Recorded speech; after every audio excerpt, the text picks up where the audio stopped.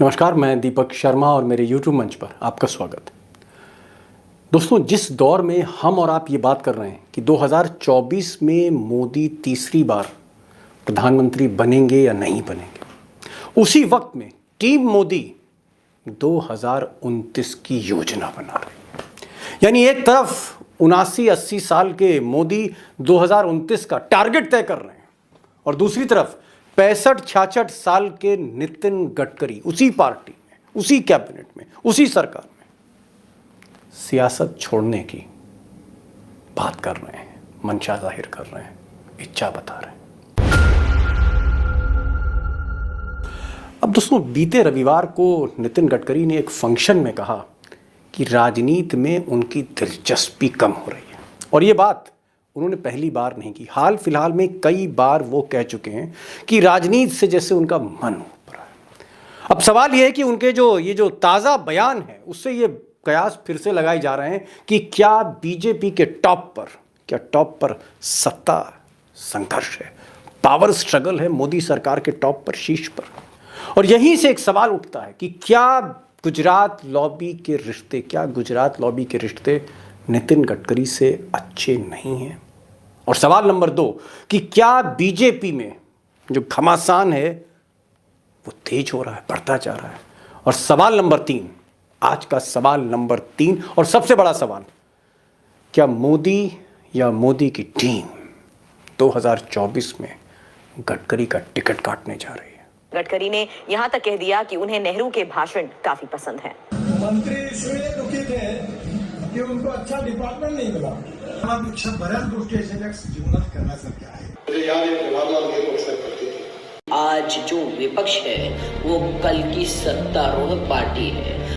अब दोस्तों, जो बात नितिन गडकरी ने संडे को कही, कमोबेश ऐसी ही बात उन्होंने पिछले साल 2022 में जुलाई के महीने में कही कि उनका राजनीति छोड़ने का मन करता है क्योंकि लोगों की सेवा करने के लिए और भी रास्ते हैं। अब जब गडकरी साहब ने ये बात कही और वायरल हुई तो मोदी और शाह को जैसे एक मौका मिल गया, या मोदी और शाह जिस बात का इंतज़ार कर रहे थे। और आनन फानन में बीजेपी पार्लियामेंट्री बोर्ड से गडकरी साहब का पत्ता साफ किया गया, उनकी कुर्सी हटा दी गई। और यही नहीं, सेंट्रल इलेक्शन कमेटी जो बीजेपी की टॉप बॉडी है, जो टिकट तय करती है, चाहे विधायक हो या सांसद हो, वहाँ से भी कुर्सी हटा दी मोदी और शाह ने। और तकरीबन हर मंत्रालय, 5 मंत्रालय गडकरी के पास एक दौर में थे। धीरे धीरे करके 4 मंत्रालय, फिर 3 मंत्रालय, आज उनके पास सिर्फ सड़क बनाने का ही काम है। सवाल इस बात का है कि गडकरी और मोदी के जो रिश्ते हैं, कि गडकरी सिर्फ अकेले हैं या बीजेपी में और भी कई लोग हैं गडकरी जैसे जो हिम्मत करके बोल नहीं पाते। गडकरी क्या बागियों के प्रतीक हैं, या गडकरी एक अकेला रास्ता चुन रहे हैं, या गडकरी और मोदी में कहीं ना कहीं पुरानी अदावत है। अब इन सबको लेकर मैं आज एक ऐसे एक्सपर्ट से आपकी बात कराऊंगा, आपके सामने लाऊंगा, जो पिछले 30 साल से नितिन गडकरी के ग्राफ को नागपुर में चढ़ता हुआ देख रहे हैं फॉर द लास्ट 30 ईयर्स, पिछले 30 साल से। और बहुत सी ऐसी बातें होंगी जो शायद टीवी पर आप पहली बार सुनेंगे, उस पर तो आऊँगा। लेकिन मैं फिलहाल चाहता हूँ कि एक नज़र जरा मोदी और शाह की राजनीति पर भी देख लें, इनके टारगेट पर भी देख लें, इनके लक्ष्य पर भी देख लें कि मोदी आखिर चाहते क्या हैं आज की तारीख। अब दोस्तों, कुछ तस्वीर आपके सामने और साफ करूं, इसलिए मैंने बीजेपी के कुछ पुराने पत्रकारों से बात करी जो बीजेपी को कवर करते हैं बरसों से। और उनका ये कहना है कि मोदी जी की जो स्टाइल ऑफ पॉलिटिक्स है, मोदी और अमित शाह की, या गुजरात लॉबी की जो स्टाइल ऑफ पॉलिटिक्स है, उसमें एक तरह से जो उसका जो सिग्नेचर साइन है वो ये है कि एक टोटल सेंट्रलाइजेशन ऑफ पावर, यानी सारी सत्ता मुट्ठी में हो मोदी जी के। और इसके लिए 2 चीज़ें ज़रूरी हैं, total control of the party, यानी पार्टी पर पूरा नियंत्रण, और उसके अलावा total control on the government, सरकार पर भी पूरा नियंत्रण, कैबिनेट पर, काउंसिल ऑफ मिनिस्टर्स पर, ब्यूरोक्रेसी पर, संस्थाओं पर जो सरकार के साथ चलती हैं, टोटल कंट्रोल। और इस टोटल कंट्रोल करने के लिए जाहिर तौर पर 2014 से जो बीजेपी थी और 2014 के बाद की जो बीजेपी है, यानी मोदी से पहले एज प्राइम मिनिस्टर और मोदी के बाद एज प्राइम मिनिस्टर, उसमें ज़मीन आसमान का अंतर है। और मैं चाहता हूं कि किस तरह यह ऑपरेशन हुआ, सेंट्रलाइजेशन ऑफ पावर का, सत्ता का टोटल कंट्रोल, पार्टी का टोटल कंट्रोल, इसको समझाने की कोशिश करता हूं और फिर चलेंगे अपने एक्सपर्ट के पास और समझेंगे कि मसला है क्या, कि गडकरी अकेले हैं या कई गडकरी हैं भाजपा में। अब दोस्तों, अगर आप मोदी जी का करियर देखें तो काफ़ी लेट स्टार्ट हुआ, यानी वो जो राजनीति की मुख्य धारा में आए जब वो मुख्यमंत्री बने 2001 में, तो उनसे पहले और कई लोग बीजेपी में मंत्री बन चुके थे। केंद्र में वाजपेयी सरकार थी, तमाम लोग कैबिनेट मिनिस्टर थे, कुछ लोग प्रदेश मुख्यमंत्री थे, यानी उनसे लोग काफ़ी सीनियर थे मोदी जी से। और ऐसे भी कई लोग हैं जिनसे समय लेना पड़ता था मोदी जी को। अक्सर मोदी जी बहुत से ऐसे बीजेपी नेताओं जो मंत्री थे उनके कमरे के बाहर इंतज़ार करते थे, अपॉइंटमेंट लेते थे। जाहिर तौर पर सीनियरिटी जूनियरिटी का फ़र्क होता है, इसलिए 2014 के बाद जब मोदी जी आए तो अपने से जो सीनियर लोग थे मोदी जी उन पर मेहरबान नहीं हुए, कुछ लोगों का मजबूरी में साथ लिया। अब अगर ये ग्राफिक्स आप देखें तो मैंने ऐसे लोगों को जो उनसे सीनियर थे, उनसे ताकतवर थे, उनसे रसूखदार थे, ऐसे मैंने तकरीबन 4 ग्रुप्स बनाए आपको आसानी से समझाने के लिए। पहला ग्रुप जो आप कह सकते हैं वाकई मोदी के उस्ताद थे, उस ग्रुप में अडवाणी थे, जोशी थे, यशवंत सिन्हा थे, अरुण शौरी थे और भी कई थे। और इस ग्रुप को मोदी जी ने 75 प्लस कह के टारगेट किया कि 75 साल के ऊपर हैं, ये टिकट देने लायक नहीं है, इनके रिटायरमेंट की एज आ गई और छुट्टी कर दी। ग्रुप नंबर 1 की। ग्रुप नंबर जो 2 था उसमें सुषमा स्वराज थी जो लीडर ऑफ अपोजिशन थी लोकसभा में, जेटली साहब थे जो लीडर ऑफ अपोजिशन थे राज्यसभा में। अब जेटली साहब जो थे उनसे मोदी जी ने मदद दी थी जब गुजरात के दंगों का मामला चल रहा था, और सुप्रीम कोर्ट ने में राहत भी दी अरुण जेटली ने। तो अरुण जेटली और सुषमा स्वराज से कुछ दिन तो उनकी बनी, लेकिन बाद में नहीं। अब दुर्भाग्य था कि दोनों रहे नहीं, दे आर नो मोर। तो ये जो ग्रुप है अपने आप ही, एक और ग्रुप है जो जेटली जैसा पावरफुल नहीं था लेकिन पावरफुल था, और उस ग्रुप में आप देखेंगे राजनाथ सिंह हैं, नितिन गडकरी हैं, उसमें वसुंधरा राजे हैं जो राजस्थान के मुख्यमंत्री मोदी जी से सीनियर, उसमें शिवराज सिंह चौहान जो मोदी से कई ज़्यादा पावरफुल थे और अडवाणी के बड़े करीब थे। इसको भी धीरे धीरे किनारे किया और एक सीमा तक रखा। हालांकि अभी भी राजनाथ और गडकरी उनके साथ हैं। शिवराज से उनके जो संबंध हैं नरम गरम हैं, वसुंधरा से भी नरम गरम संबंध है।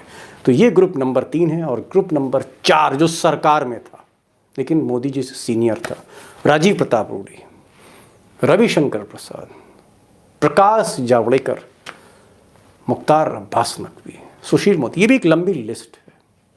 इस ग्रुप से भी थोड़ी न थोड़ी आप कह सकते हैं मोदी जी को और अमित शाह को थोड़ी सी तकलीफ़ थी, क्योंकि ये तब मंत्री बन गए थे ये लोग जब मोदी जी कुछ भी नहीं थे, जब मोदी जी पार्टी के पदाधिकारी थे, उस वक्त ये लोग मंत्री थे। तो वो भी एक आप कह सकते हैं कहीं ना कहीं एक back of the mind Modi ji के ये लोग थे कि जब तक ये सीनियर रहेंगे तब तक पार्टी पूरे अपने हाथ में नहीं आएगी, मुट्ठी में नहीं आएगी, न पार्टी पूरी आएगी न सरकार पूरी आएगी। और इस ग्रुप को एक एक करके जहां मौका मिला वहीं पर कतर दिए।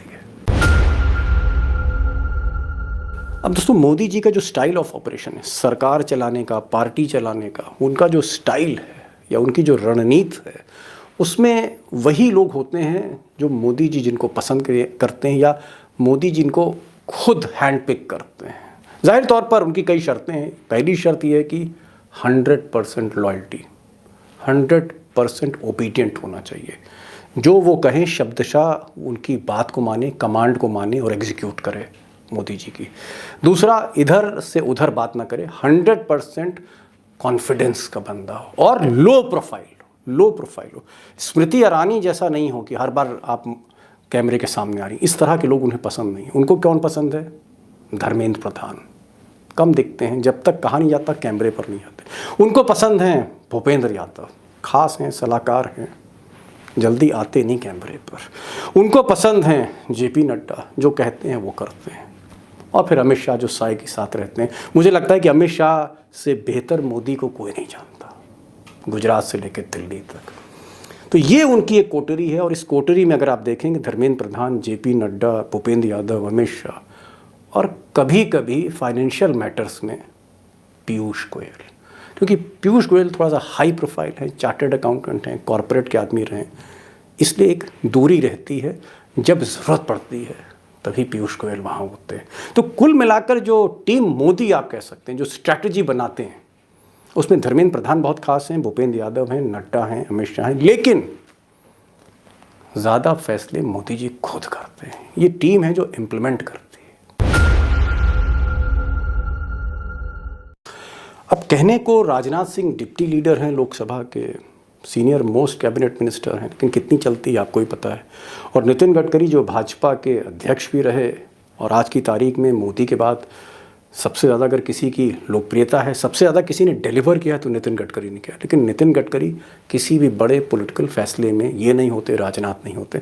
राजनाथ जी की अपनी मजबूरी है, क्योंकि उनके 2 लड़के हैं जिनको राजनीति में आगे बढ़ाना है। गडकरी की ये भी मजबूरी नहीं है, इसीलिए वो बेअंदाजी से कभी कभी ऐसे बयान देते हैं जो हो सकता है मोदी जी जब टीवी में देखते हो उनको अच्छा ना लगता हो। बहरहाल ये मैंने एक तस्वीर आपको साफ की है कि कौन सी परिस्थितियां हैं जिसने मजबूर किया गडकरी को बार बार ये कहने में कि उनका राजनीति में बहुत मन नहीं लगता आजकल। हालांकि वो चीज़ों को क्लैरिफाई करते रहते हैं। मैं चाहता हूं कि वाकई नितिन गडकरी, जिनका एक लिबरल फेस है, जिनका एक विजन है, एक सोच है, जिन्होंने डिलीवर किया है, क्या उनके साथ ये भेदभाव है करियर के इस पड़ाव पर? क्या कारण है? और मुझे लगता है कि गडकरी को समझने के लिए एक ऐसा व्यक्ति होना चाहिए जो गडकरी के साथ साथ आगे बढ़ा हो, और वो व्यक्ति मैं आज ढूंढ के लाया हूँ, विवेक देशपांडे। 1989 से पत्रकारिता नागपुर में कर रहे हैं, उस नागपुर में जहाँ गडकरी धीरे धीरे विधायक बने, फिर मंत्री बने, फिर भाजपा के अध्यक्ष बने। 30 साल से गडकरी जी को देख रहे हैं, और सबसे बड़ी चीज़, निष्पक्ष हैं, निडर हैं, क्रिटिकल असेसमेंट करते हैं। इंडियन एक्सप्रेस जैसे अखबार में 30 साल काम किया इन्होंने, और मुझे लगता है कि इनसे थोड़ा सा आपको, जब आप इनकी बातें सुनेंगे तो बीजेपी के अंदर का खेल समझ में आ जाएगा, और बीजेपी का अंदर का खेल समझ में आ गया तो मोदी सरकार समझ में आ गई। मोदी का विजन या माइंड या जहन या रणनीति या टारगेट सब कुछ समझ में आने लगेंगे आपको। ज़्यादा देर नहीं लूँगा, नागपुर चलते हैं, विवेक देशपांडे से बात करते हैं। आखिर तक देखिएगा, तस्वीर जाहिर तौर पर साफ होगी। विवेक जी, मेरा पहला सवाल, इतने वर्षों से आप नागपुर में रहकर पत्रकारिता करके, और बड़े बड़े अखबारों में आपने पत्रकारिता करी, इंडियन एक्सप्रेस में करी और तमाम बड़े अंग्रेजी के अखबारों में करी, आपने गडकरी को नागपुर से मुंबई जाते हुए देखा जब वो मंत्री बने, फिर नागपुर से आपने दिल्ली जाते हुए देखा जब वो बीजेपी के अध्यक्ष बने राष्ट्रीय, और फिर वो मंत्री बने। लेकिन पिछले कुछ दिनों से, या यूं कहूं 1-2 साल से, या और स्पेसिफिक हो जाऊं, जब से नरेंद्र मोदी और अमित शाह को ताकत मिली है, तब से कहीं ना कहीं गडकरी साहब थोड़ा सा, जैसे कहते हैं, बेचैनी कह लीजिए, या उनका रास्ता जो है थोड़ा सा अलग हो रहा है। कभी वो नेहरू की तारीफ करते हैं, कभी वाजपेयी की तारीफ करते हैं, कभी कहते हैं कि हम राजनीति छोड़ने का दिल करता है कि सियासत छोड़ दें, कुछ और करें। ये जो सारी बातें आ रही हैं, आपको क्या लगता है कि ऐसा तो नहीं है कि मोदी का जो स्कूल ऑफ पॉलिटिक्स है और जो स्कूल ऑफ पॉलिटिक्स गडकरी साहब का है, इसमें एक बहुत जबरदस्त टकराव है? क्योंकि गडकरी जो है वो वाजपेयी स्कूल ऑफ पॉलिटिक्स के थोड़ा सा लिबरल फेस है, मुसलमानों की भी तारीफ करते हैं, नेहरू की भी तारीफ करते हैं, समाजवादियों के साथ चाय पीते हैं, और कभी कभी कम्युनिस्ट पार्टी के जो नेता है उनके बारे में भी वो ट्वीट कर देते हैं। तो ये टकराव बहुत बढ़ चुका है।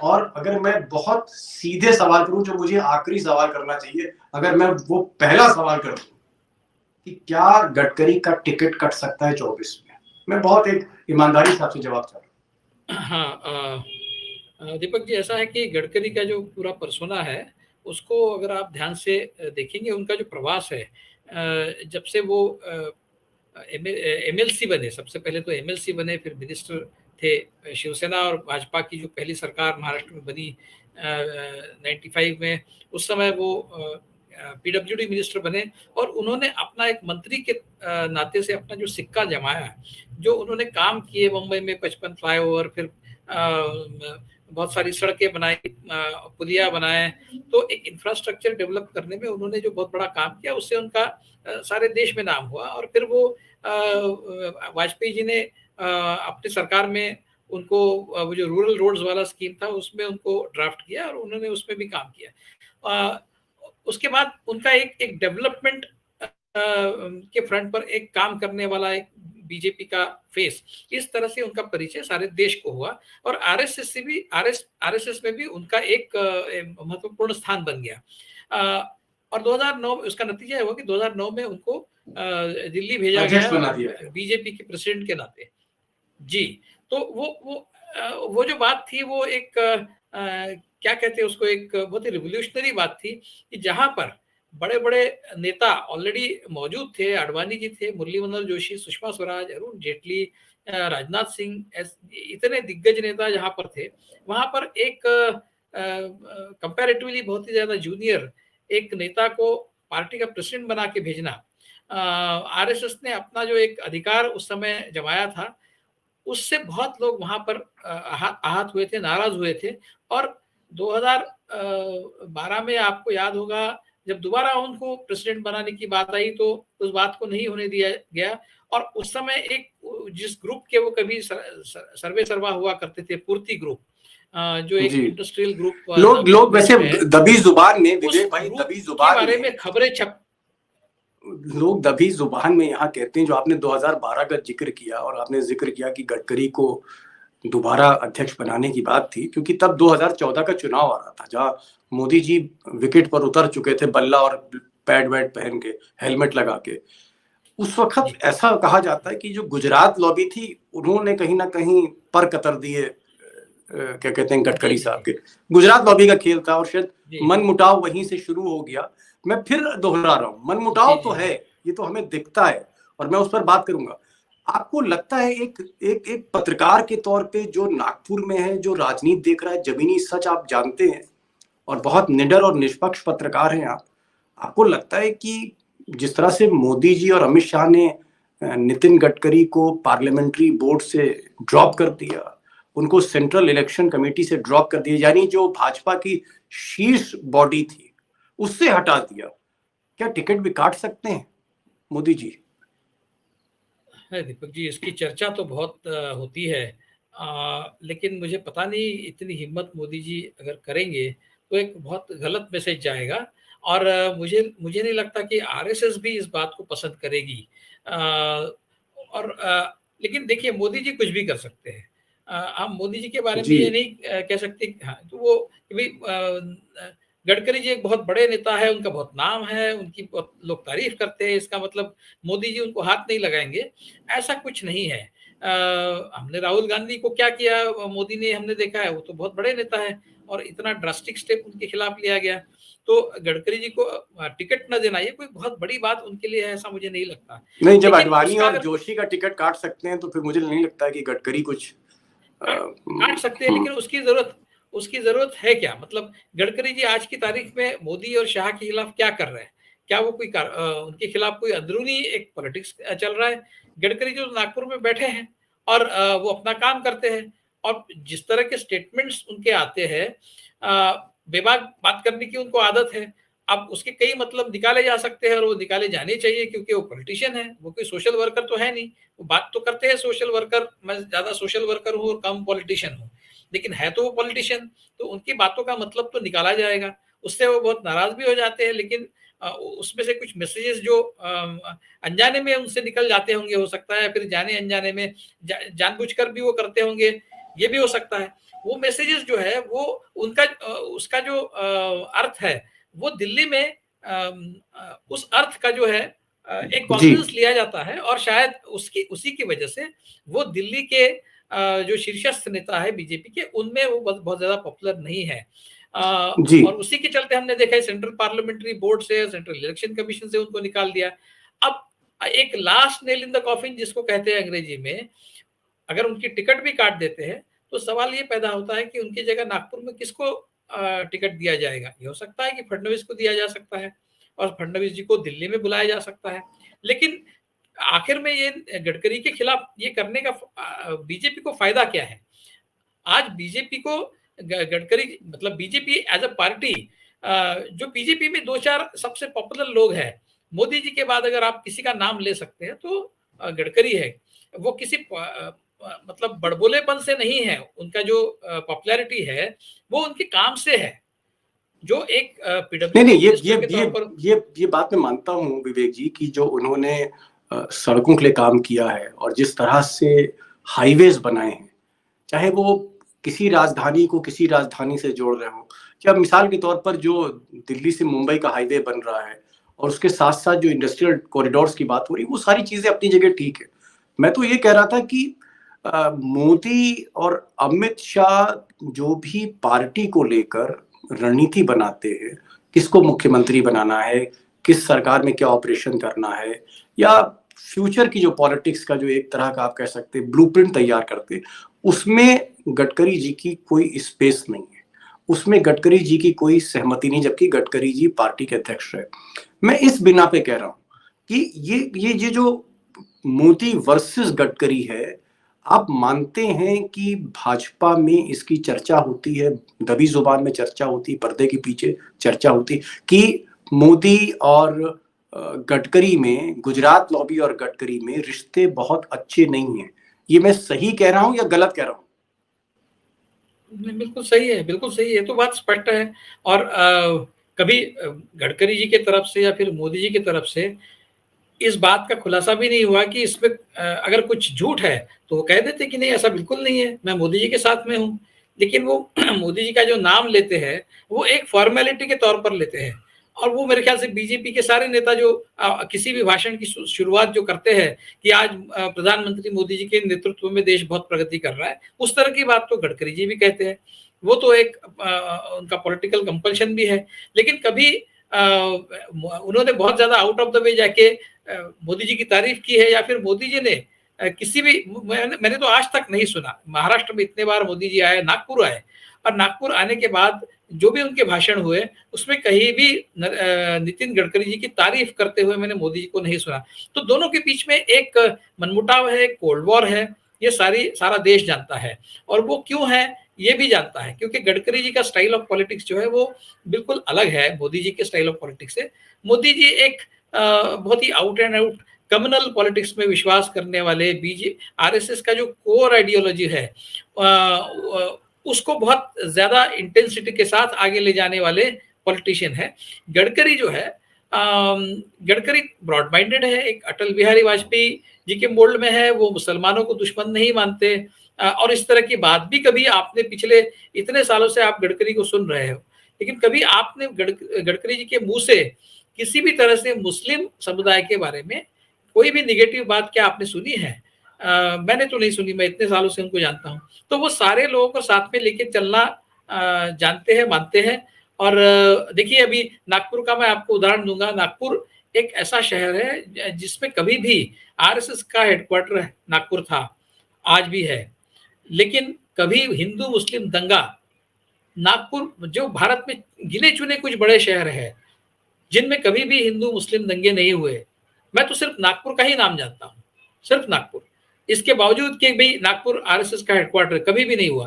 और इस वातावरण में गडकरी जी जो है, इवन फडणवीस जो है, आप देखिए जब फडणवीस मुख्यमंत्री थे तो 5 साल तक उन्होंने भी कभी हिंदू मुस्लिम इस तर्ज पर कोई अपनी बात नहीं रखी। उसके बाद वो हिंदुत्व के मोल्ड में चले गए और बहुत ज्यादा अभी उस तर्ज पर बात करते हैं, बात अलग है। चलिए, उन्होंने हार्डलाइन भी नहीं करते। उन्होंने हार्डलाइन फडणवीस ने ली, जो भी उनकी मजबूरी हो, क्योंकि उनको मुझे लगता है मोदी और अमित शाह की छतरी के नीचे पनपना है भी। और लेकिन आपने कहा कि मुस्लिम्स के साथ मिक्स होते हैं, मुस्लिम्स का आना जाना है गडकरी के यहाँ, वो तो बात सीरियस समझ में आ गई कि लिबरल फेस।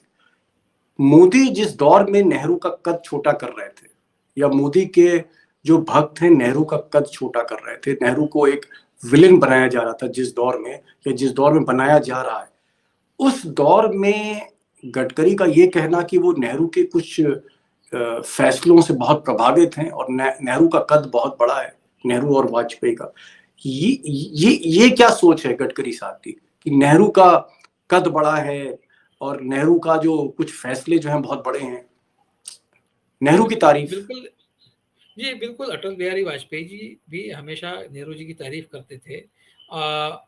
उसी तर्ज पर, उसी लाइन्स पर मैं कहूँगा कि गडकरी जी भी नेहरू जी की तारीफ करते हैं। ये बावजूद इसके कि इवन आरएसएस की जो कोर नेता है, आरएसएस की जो कोर आइडियोलॉजी है, उसमें नेहरू को कोई स्थान नहीं है। उसके बावजूद और नागपुर में रहकर, जो आरएसएस का हेडक्वार्टर है, नागपुर में रहकर गडकरी जी ये बात करते हैं। तो कहीं ना कहीं ये बात स्पष्ट है कि गडकरी जी जो है वो जिसको signing on the dotted lines कहते हैं, उस तरह के पॉलिटिशियन नहीं है कि जो आरएसएस कहेगा बिल्कुल वही वो कहेंगे, जो बीजेपी जो मोदी जी कहेंगे वही वो कहेंगे। वो अपने आप में एक इंडिपेंडेंट व्यक्तित्व है और उस व्यक्तित्व का जो इजहार वो बार बार करते हैं वो ये दर्शाता है कि वो बीजेपी में बाकी लोगों से अलग है। और शायद यही अलगपन जो है, क्योंकि बीजेपी एक डिसिप्लिन के नाम पर बीजेपी में मोदी को फॉलो करना और मोदी जो कहेंगे उसी को दोहराना, उसी को इको करना, ये बीजेपी का कल्चर है जिसमें नितिन गडकरी बिल्कुल अनफिट है। वो कभी भी ये नहीं करते और उसी का शायद खामियाजा उनको भुगतना पड़ता है। एक चीज और आ रही है कि बावजूद इसके कि नितिन गडकरी गुजरात लॉबी से उनकी नहीं बनती, लेकिन अभी भी एमपीज में, बाकी मंत्रियों में गडकरी की बड़ी लोकप्रियता है, पार्टी के अंदर बहुत ज्यादा है और आरएसएस से उनकी बहुत अच्छी ट्यूनिंग है, सब कुछ है। ऐसा कहा जाता है कि 2024 में इसलिए मोदी टिकट काट सकते हैं, इसलिए अमित शाह काट सकते हैं उनका टिकट, क्योंकि अगर कहीं सीटें कम आई, 272 की जगह 230 सीट आई या 235 आई, ऐसी स्थिति में जब समर्थन की जरूरत रहेगी बीजेपी को, तो गडकरी के नाम पे समर्थन मिल सकता है उनके लिबरल फेस को लेके, लेकिन मोदी के नाम पे कतई कोई पार्टी नहीं देगी। यहाँ तक कि लोग ये कहते हैं कि जगन मोहन रेड्डी जैसे लोग या नवीन पटनायक जैसे लोग, जिनको कोई गुरेज नहीं है मोदी सरकार से, इस तरह की पार्टियां, इस तरह के नेता भी मोदी को हटा के गडकरी जैसे नेता को चुन सकते। इवन ममता बनर्जी आगे आ सकती, नीतीश कुमार आगे आ सकते हैं, शरद पवार आ सकते हैं, उद्धव ठाकरे आ सकते हैं, केजरीवाल भी जा सकते हैं। ऐसी स्थिति को रोकने के लिए क्या गुजरात लॉबी चाहती है कि भाई ये पर ही काट दो तो चिड़िया क्या उड़ेगी? आप ऐसा लगता है कि टिकट काटने का के पीछे ये हो सकता है, अगर टिकट काटते हैं तो? जी जी, बिल्कुल, ये आपने एकदम सही बताया कि ये यही एक कारण हो सकता है, लेकिन मुझे नहीं लगता कि ये सफल होगा। अगर ऐसा मान लीजिए कि बीजेपी को मेजॉरिटी नहीं मिलती है और स्थिति ऐसी बनती है कि बाकी पार्टियों के साथ में कुछ अलायंस सरकार बनाने की स्थिति अगर आती है और उसमें अगर गडकरी जो है वो एक फोर्स धुरी बनते हैं, जिसको अंग्रेजी में कहते हैं जी, तो जरूरी नहीं है कि वो उस समय एमपी बने, एमपी रहे। बाद में भी उनको एमपी बनाया जा सकता है पार्टी की तरफ से। तो उनको उस समय चाहे वो एमपी रहे ना रहे, उनको टिकट मिला है, वो जीते हारे जो भी है, उसके बावजूद उनको नेता बनाया जा सकता है और उनको प्रधानमंत्री के तौर पर सामने किया जा सकता है। और आरएसएस बिल्कुल करेगा ऐसा। आज तो वो मोदी जी के साथ है, लेकिन आरएसएस कभी भी व्यक्ति केंद्रीय संस्था कभी भी नहीं रही। जिस वक्त जिसके सपोर्ट में खड़े रहने जरूरी है, आरएसएस उसके सपोर्ट पे खड़ा रहेगा। उस समय अगर जरूरी है कि वो मोदी जी को पीछे रखकर नितिन गडकरी के पीछे खड़े रहे, तो आरएसएस जरूर ये करेगा। उस समय जरूर नहीं कि वो एमपी है या नहीं है, उनको एमपी बाद में 6 महीने के अंदर बाद में भी बनाया जा सकता है। विवेक भाई, आप आए और आपने जिस तरह से बताया कि गडकरी की जो राजनीति है, कहीं ना कहीं वो वाजपेयी स्कूल ऑफ मॉडल उसके अंदर रिफ्लेक्ट होता है। वो कभी नेहरू की तारीफ कर देते हैं, मुस्लिम्स को लेकर काफी लिबरल हैं, और उनकी जो सोच है कहीं ना कहीं वो मेल नहीं खाती है मोदी और शाह की सियासत से। और ये कारण हो सकता है जहां पर ना सिर्फ उनके मंत्रालय के करके कम किए, बल्कि उनको हर बड़ी कमेटी से बीजेपी की हटाया गया है, ड्रॉप किया गया है। लेकिन फिर भी संभावनाएं हैं। और आपने जैसा कहा कि अगर कहीं बीजेपी अगले इलेक्शन में सीटें कम आती हैं, तो हो सकता है कि नितिन गडकरी एक डार्क हॉर्स बन के ऊपर है, क्योंकि बाकी जो पार्टियां हैं उनके लिबरल फेस पर कहीं ना कहीं एग्री कर सकती हैं बजाय मोदी के। बहुत बहुत शुक्रिया विवेक जी, आपने। जी हाँ दीपक जी, थोड़ा सा मैं ऐड करूंगा। जो गडकरी जी ने अपना जो पॉलिटिकल करियर है वो मतलब बेबाकी से बात करके उन्होंने कुछ लूज किया है, ऐसा मैं नहीं मानता। मैं ये मानता हूँ कि उन्होंने अपने आप को बहुत तरीके से, बहुत सलीके से अपना पॉलिटिकल करियर डेवलप किया है। आज उनका जो एक एक्सेप्टेबल फेस उन्होंने डेवलप किया है, वो सोच समझ कर किया है। हो सकता है कि उनको कहीं न जी कहीं भविष्य में इस अपॉर्च्युनिटी का अंदेशा है कि ये जी। हो सकता है और उस समय चलिए वही देखते अपॉर्च्युनिटी हैं पेश होगी। आगे आगे देखते हैं क्या होता है। अभी तो 2024 में काफी समय है और राजनीति में तो एक एक दिन जो है बहुत महत्वपूर्ण होता है। तो देखें आगे आगे राजनीति कैसे होती।